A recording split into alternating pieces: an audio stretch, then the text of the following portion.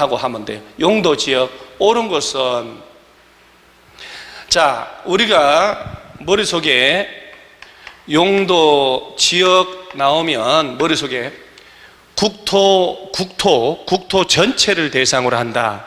인구 산업이 밀집되어 있거나 밀집이 예상됐다 그러면 도시지역으로, 도시지역에 준하거나 농림지역, 자연환경 보전지역에 준하여 관리할 필요가 있을 때 관리지역으로. 기본적으로 용도 지역의 종류나 개념은 외워놓으셔야 돼요. 정말 어려운 걸 잘하는 사람이 합격하는 게 아니라 기본적인 걸 놓치지 않는 사람들이 합격한다고. 이건 정말 만고의 진리예요. 만고의 진리. 그런데 어려운 거 쳐다볼 필요 없다는 거. 자, 농림지역이란 곳은, 농림지역은 농지라면 농업진흥지역, 산림이라면 보전산지를 대상으로 농림업과 산림을 보존하려고, 그 다음에 자연환경, 수자원, 해양생태계, 상수, 문화재, 수산자원을 보호 육성하는 게 자연환경 보전지역. 자, 이 4개 용도지역이 국토 전체를 대상으로 하는 것이고, 자, 용도지역들끼리 중복될 수 있나요? 안 되죠. 그리고 도시지역 지정하면, 관리지역 지정하면 얘네들은 다시 우리가 이제 법에서 뭐라고 하냐, 세분된다, 이렇게 상세하게 나눠진다. 주거지역, 그 유명한 주거지역, 그 다음에 상업지역, 그 다음에 공업지역, 그 다음에 녹지지역. 그러니까 주거, 상업, 공업, 녹지지역이라는 놈은 미리 도시지역을 지정했을 때 존재할 수 있는 거예요. 그리고 주거지역은, 상업지역은, 공업지역은, 녹지지역은, 자, 지금 시험을 한 2달 남겨놓고 보니까 모든 우리나라 토지에 대한 제도적인 기본이 용도지역이다, 이걸 알게 될 거예요. 세금부터 시작해서 모든 것은 이걸 기준으로 가요. 이걸로. 여러분 부동산 할 때 토지용 계획 황에서 띄워봐봐요. 용도지역 표시 없는 땅이 있나? 절대로 없어요. 이게 가장 기본이에요. 그래서 주거지역은 다시 전용주거, 일반주거, 준주거. 여러분 할 때도 혼자서 떠들어야 돼요. 전용주거는 2개, 1종하고 2종, 일반주거는 1종, 2종, 3종으로. 그러면 이 개념을 물어보는 문제 언제 나와도 이상하지 않거든. 상업지역은 중학교 1학년 유근이, 중심상업, 일반상업, 유통상업, 근린상업. 공업지역은 전일준, 전용공업, 일반공업, 준공업. 녹지는 보생자, 보전, 생산, 자연, 보전녹지, 생산녹지, 자연녹지, 800백 저절로 나와야죠. 야가 도시지역 안에서. 자, 관리지역은 다시 보전관리, 생산관리, 계획관리지역. 모든 규제의 출발은 용도지역이에요. 자, 여러분 우리 건축법 배울 때 1조권 배우잖아요. 1조권. 1조 햇빛. 전용주거, 일반주거 안에서는 모든 건물 지을 때 정북 방향으로의 인접대지로부터, 전용주거, 일반주거 외에서는 공동주택 지을 때만, 공동주택도 중심상업, 일반상업은 제외됨이라고 하는 거. 모든 게, 토지분할 모든 게 용도지역이에요. 그러면 이 용도지역별 개념, 자, 전용 1종은 단독 2종 공동주택 중심의 양호한 주거 환경을 보호하자. 저중고, 저 4층 이하, 18층 이하, 저중 고층 주택 중심에 편리하게 조성하자. 준주거는 주거기능 위주로 상업 업무 기능의 보완이 필요할 때, 이 개념들은 틀리면 절대 안 돼요.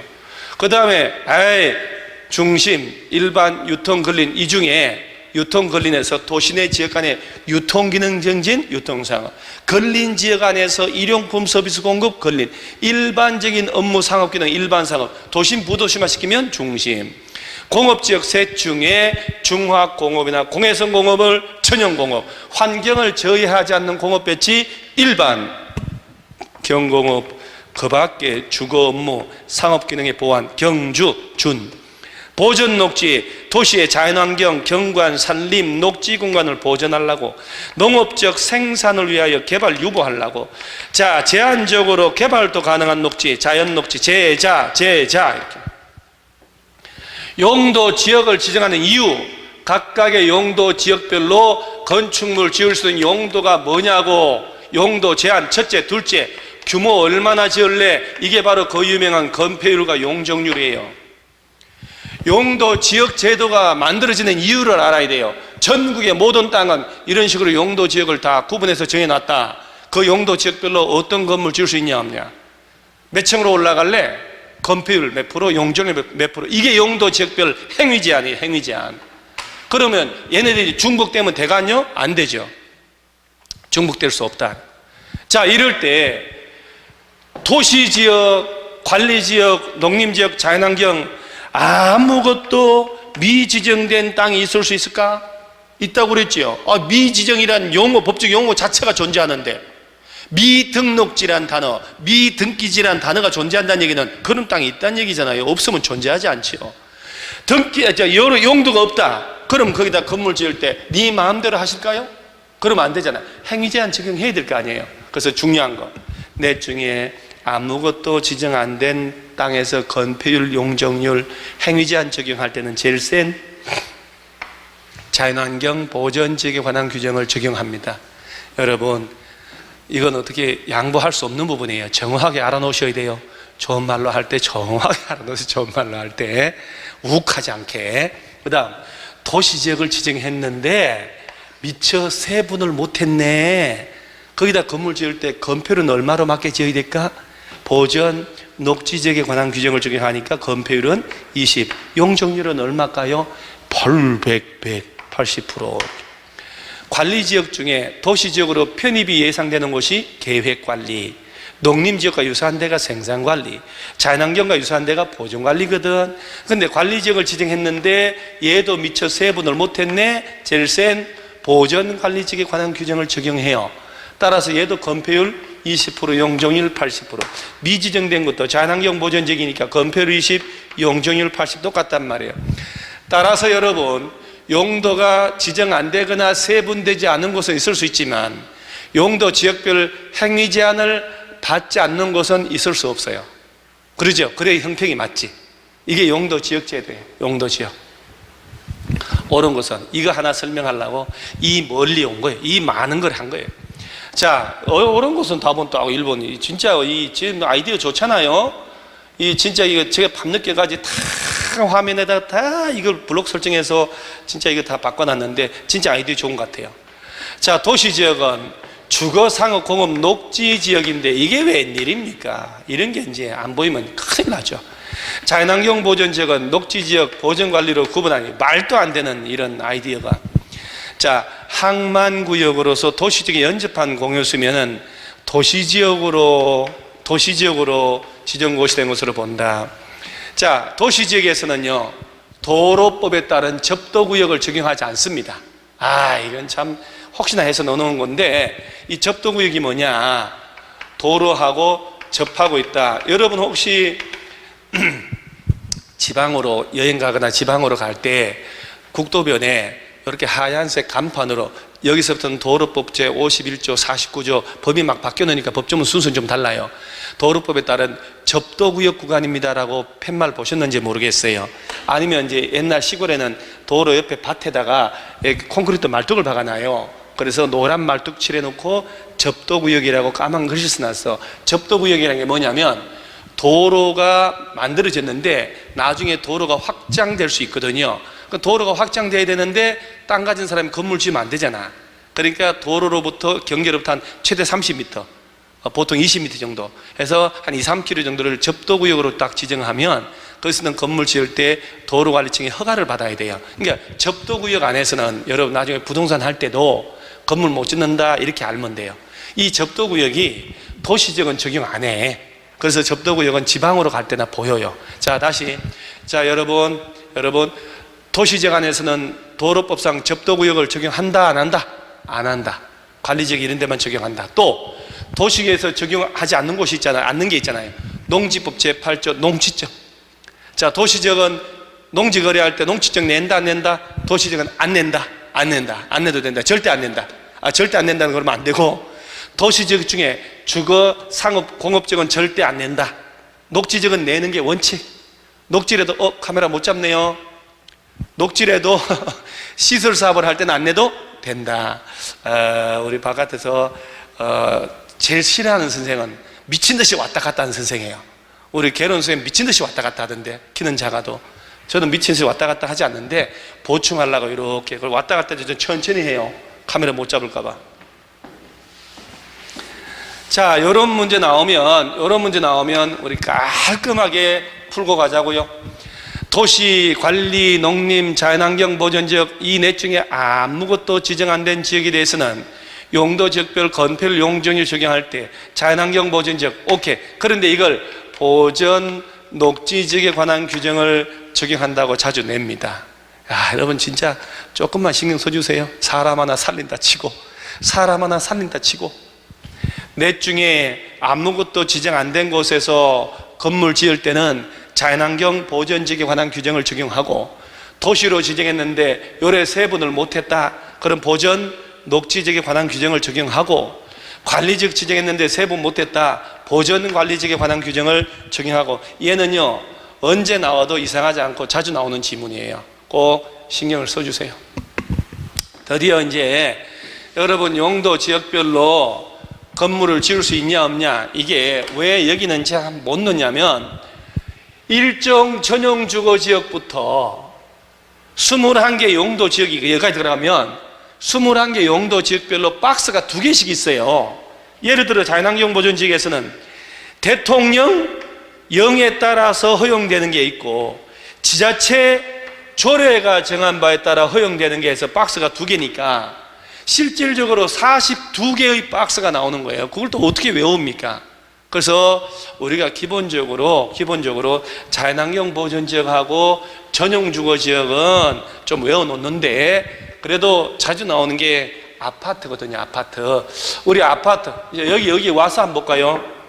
아파트 지을 수 없는 곳, 그러면 도시지역 외 지역은 다 안 돼요. 녹지지역도 안 돼요. 여기서만 돼요. 주거지역은 일정 2군데만 안 돼요.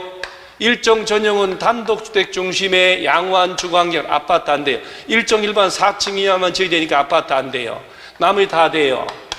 상업지역 중에서도 유통상업, 이 유통상업은 아예 주택 자체를 못 지으니까. 공업은 준공업만 돼요. 자, 일정 일반 주거안에서 건축할 수 있는 건축물이 아닌 것, 아파트 못 짓는 것. 자, 보세요.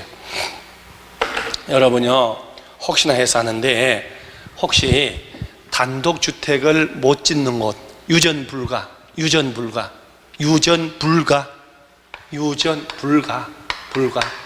유통상업하고, 일단 여러분 얘 좀 봐요.